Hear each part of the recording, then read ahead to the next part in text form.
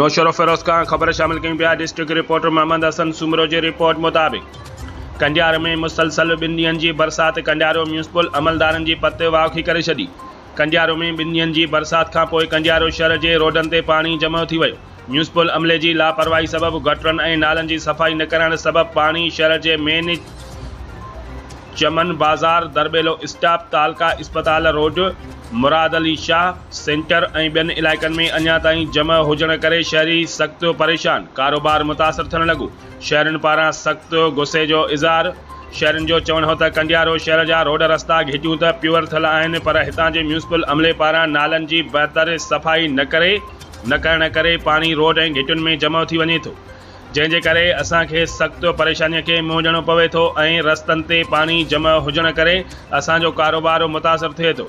शहरनि ऐं दुकानदारनि कंडियारो टाउन चेयरमैन सैयद मुर्तज़ा शाह खे अपील कंदे चयो त म्यूनिसिपल अमले खे पाबंद करे नालनि गटरनि जी सफ़ाई करे शहर में जमा थियल पाणीअ जो निकाल करे असांखे वधीक परेशानीअ खां बचायो वञे।